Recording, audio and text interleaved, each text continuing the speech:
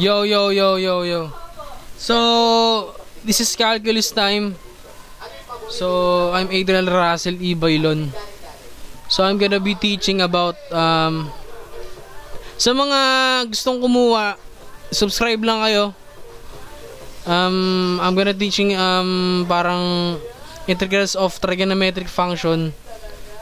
Okay, tika lang ah. So, ayun natin. Pababain lang natin.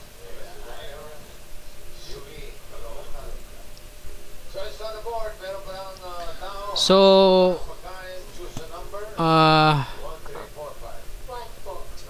sa mga nagta-struggle na mag-aral about dito is about the integration of trigonometric functions.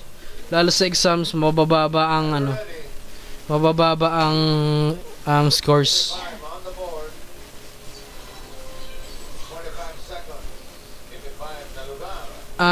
Bibigyan ko kayo ng idea.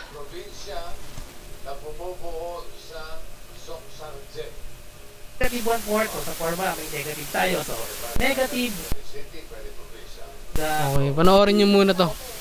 So since mga tol, since integration of trigonometric function, since we have the formulas like this, sin u du in equals to cos u plus c, cos u du equals to u plus c. This is the time that we will that is the time actually. That is the time na ayun yung i-consider natin para makuha natin yung third function nung sasagutan natin. So we will look at always look at this. Lagi nating titingnan to. So we have katulad nitong 1 plus sin 2x. So ayan, 1 plus sin 2x we have 1 plus sin 2x, 1 plus sin 2x and cos 2x, cos 2x. Anong ang ano niya? Ano ang pinaka sa formula niya? Bibigyan ito, kung gusto niyo kopyahin, ayan, gusto niyo kopyahin yan, ano nyo lang, i-post nyo lang tong video na to. Ayan, makita nyo lang to, reciprocal, double angle, trigonometric function, Pythagorean, and then ito pa yung pinaka sa likod. Ayan, kita nyo. So 1 plus sin 2x is didistribute muna natin yung 1 plus sin 2x since we have the since we have the u the trigonometric function is integral of sin u du based on the on this paper. Sin u du equals negative cos u plus c. So sin u is du. So i-distribute muna natin since 1 siya, is ito magiging dx.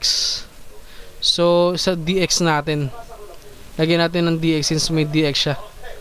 So this dx, so for the reciprocal, so dx integral of dx over cos 2x plus sin 2x over cos 2x. So nakuha natin yung pinaka trigonometric function. So we have 1/2 plus sin 2x. So ang mangyayari nito is 1/2 ay hindi pala. So ang mangyayari dito is plus sin 2x since nasa kanan ng kinuha natin. since dito nakuha natin sin 2x is sinumpihan natin sa numerator is 1. Sino kinuha natin is magiging sec siya because sin plus cos is sec. Kasi cosecant tinan nyo, ito yung ano nasa ano siya, ano ba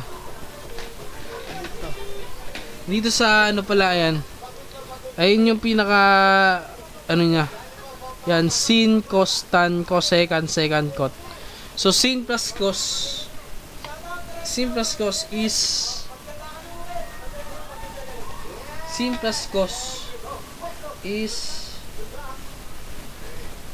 secant. So when we google that, ito, sin plus cos equals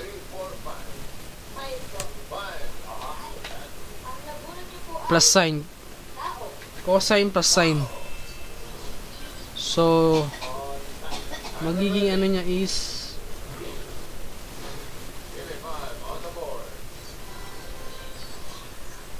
secant siya, secant. So secant 2x, since we have the cos 2x plus ano, since denominator ang inuna natin right after the sin 2x plus sin 2x plus cos 2x is tan 2x.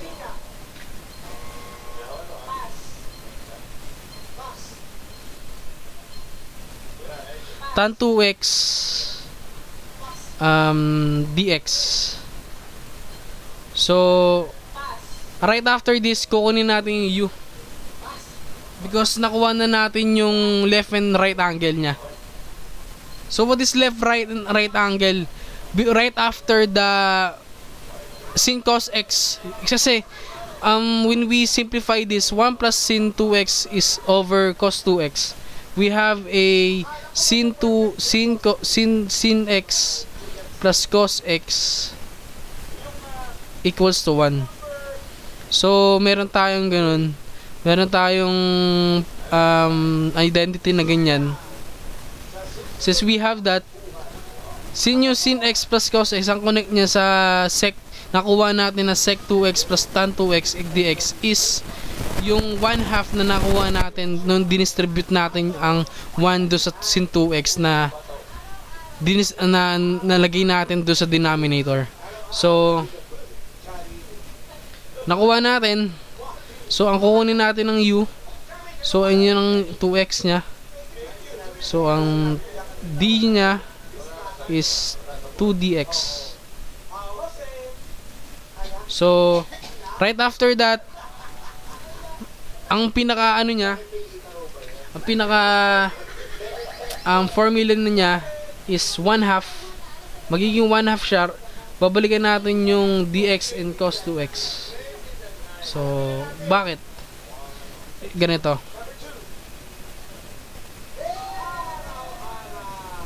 Ano ba mga tawag dun? So sa mga nagkakaroon ng intention dito, kung ano mga tawag dun, suriin nyo lang, makinig lang na mabuti sa teacher nyo. Pero this kind of way, mas maiintindihan ninyo.